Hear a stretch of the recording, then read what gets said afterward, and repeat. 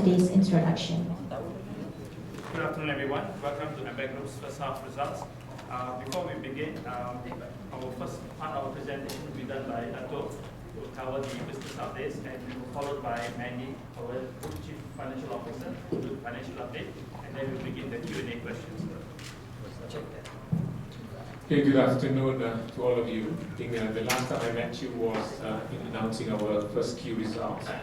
I think at the same time I was talking about our new initiatives, i.e. the top 4 strategies. And of course we are still on track in driving the top 4 strategy as per what we communicated earlier. And this is running from this year, which is ending 2017 up to 2020. And this is truly our financial year, but as you all know, it's starting 1st of April until 31st March 2017. And clearly the focus of our strategy is really about growing in the areas that we want to grow, which is essentially driving cards and merchants, transaction banking, which is CASA, as well as markets, particularly FX and on wealth management. And we talk about the products that we want to drive is clearly in what I mentioned earlier, the segments that we want to drive is really the mass affluent, the SME and mid-corps. And of course we want to sustain in the areas we've done very well in the past years, which is essentially corporate loans, DCMs, debt capital management, as well as funds management. And more important but not least, of course, is building succession planning for the AmBank Group, as well as keeping our talents going forward as we strive towards this 2020 ambition. And what we're seeing, at least in the first half of 2017 financial year, we are seeing some traction with regards to the initiatives. As you can see, we see some improvements, of course, in our top line, although maybe small. We are managing expenses. We are also doing the things that we want to focus on driving efficiency in the way that we drive collections and recovery.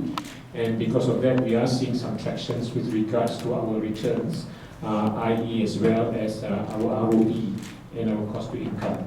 Now, if you look at the numbers for the first half of 2017, you can see that we showed a total income of 1905 for the first half of 2017. And what it does, it shows you a total income for Q2, which is 954 million.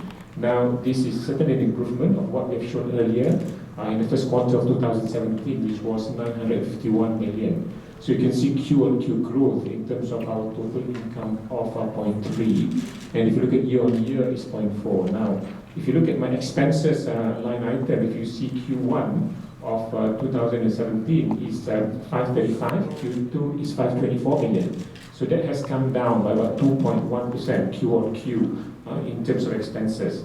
However, you see year-on-year is picked up at 7.4. Now, two things happened because there was some provisioning on bonuses which was reversed in 2015, but also because of the infrastructure costs has come on stream.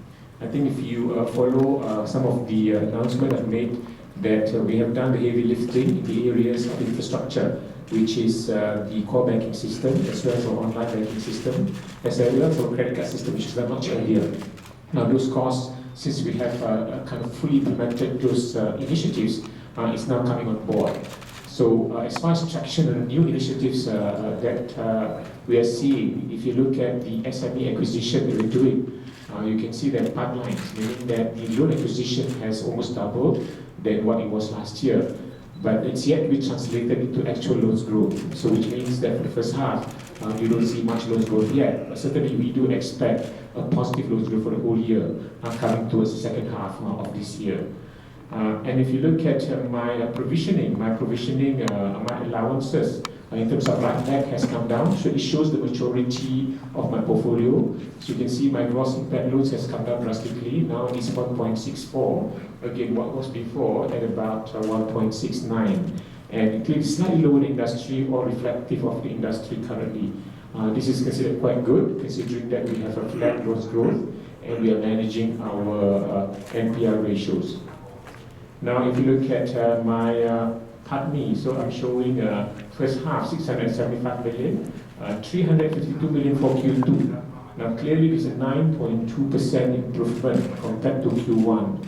So what we're seeing is that the resultant of this PATMI improvement is essentially coming from the initiatives that we are seeing, particularly along the line of managing costs, as well as more efficient recovery and collection that we're doing.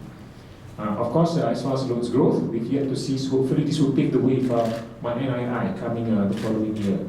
Now, ROE as a result has improved, i.e. for the first half I think is showing 8.7%, so you can see ROE for Q2 is 9%, an improvement of 0.5%, and cost to income first half 55.6%, and Q2 is 55%, so it's down 1.3, which is good. And our NIMs is stabilized. We used to have a declining NIM, and then NIMs has stabilized as a result of us managing our cost of funds, as well as focusing on the areas of business that we want to grow in. CASA composition is quite flat, i.e. it's not going down, it's kind of stabilizing. What we've done is that we have looked at our expensive deposits. That's the one we're trying to bring down in order to improve our cost of funds. And because of that, you see a flat NIM, and you see overall improving cost of funds as a whole. And as a result, we have a stronger capital position. You can see my capital CET1 ratio is 11.9. It used to be 11.5 before. My Tier 1 is 12.9. It used to be 12.5 in the first quarter, and giving a total of 16.5 from 16.4 before. So what we're seeing is an improvement in our NPL ratios. You are seeing stronger capital position of the bank. You are seeing improvement in the way that we manage our costs and our recovery. But as I said, the total income is kind of flat. You've yet to see NII by virtue of the fact that NII is a function of as you book in the loans going forward. We hope to see definitely a positive loans growth compared to what was before. That will give you NII for towards the end of this year as well as next year. As far as NII is concerned, we are seeing picked up on the NII, non-interest income, by virtue of good advisory fees, as well as improving the way that we manage our insurance companies. So you can see those coming in into our total income as a whole. So overall, I must say that the performance has been good for us, and we are seeing improvement as far as non-interest income and managing lower expenses, and of course efficiency in the way that we do our collections and recovery. And I think the stabilizing NIM is certainly a way of our managing our cost of funds. And as I mentioned earlier, we are looking at, of course, managing our expensive deposits, essentially the fixed deposits, but we certainly want to grow our CASA. At the moment, we're maintaining it, and we see traction on CASA activities. For example, the way that we sign up on our JomPay, in the areas that we sign up on our payrolls, as well as our cash management. And of course, we are also looking at new initiatives, like, of course, expense management is in areas that we do better management. But more importantly, we look at staff, but more importantly, also looking at process re-engineering, the way that we improve our customer experience, whereby we are working on the concept for a paperless branch, for example, going forward, maybe the first quarter of 2017. All these initiatives have started already.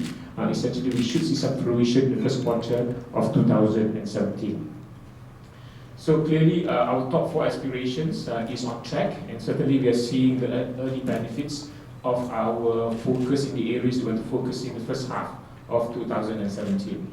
And mass affluent and affluent segments, wealth management markets, and DCM, we're showing good momentum in the areas of non-interest income as seen by the numbers there. And of course, these areas where we've done well, funds management, bonds, and Islamic bonds, we are clearly top 3, and corporate loans as well. And as you all know, the environment is very challenging, especially with all the uncertainties that you're seeing in the US as well as the European environment. And because of that, of course, we are concerned. It remains challenging, but certainly we are on track, focusing on the areas that we want to grow. The other part is about people and culture. I think, as you all know, is one of the ambitions that we have as far as the top 4 strategy. Clearly, we want to put the succession planning in place.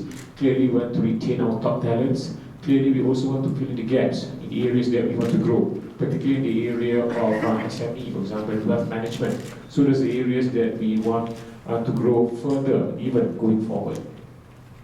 Now, I spoke to you about our cost management, our top 4 strategy, and I have gone through with you just now. So I think let's look at some of our strategic priorities and the areas that we are seeing growth and improvement.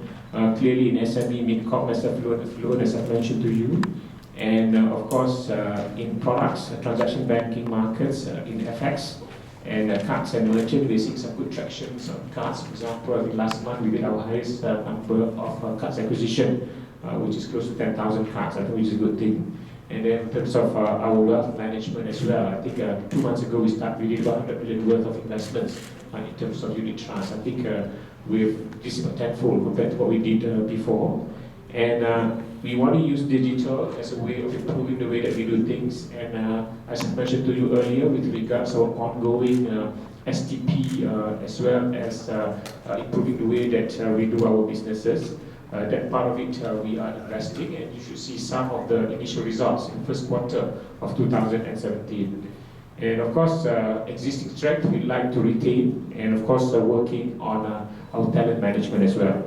Retail and Islamic, I think the focus is there. We're seeing flat on CASA growth, slightly uptick on the CASA growth, but we're seeing activities picking up. Transaction banking, clearly JomPay, clearly as well as payroll sign-ups. And if you look at the way that we drive SME, it comes from two folds. One is small business, which is driven through the branch. Essentially, it's about reach, it's about products, and it's about process. And if you look at wholesale, it's really about improving the way that we deliver, process the product to the customer. And if you look at the wholesale SME, we have cut down turnaround time by 50%. Because as a result, we're seeing double in terms of volume of underwriting that we do in terms of loan acceptance. So that should translate into better loans growth going forward. But of course, the challenging environment is another issue, because as you know, GDP forecast has been revised many times, and it remains a concern. However, certainly in the spaces that we want to compete, like SME, those areas are always growing faster than what the industry does. So I think at least that's a good thing. Okay, in terms of digital analytics, as I spoke to you earlier, we want to digitize processes. We should have a paperless kind of experience in the first quarter of 2017. And we'll soon be launching our new mobile banking, hopefully, which should be very different from what we currently are doing. And we certainly hope to drive this business going forward in terms of growing the number of CASA who operates with us, not necessarily by having more branches, but improving the way that we interact with the customers on the digital channels. And of course, talent management is very important for all of us. So we are certainly looking at that. More important, how do you retain existing good talents? MBank has got a good set of talents that's driving the firm. But of course, we need a bit more focus, and we want to retain the good people in the bank. At the same time, we also want to make sure that the gaps that we have in areas, for example, like SME or wealth, those talents also want to come on board to make sure we complement the business as we drive it forward.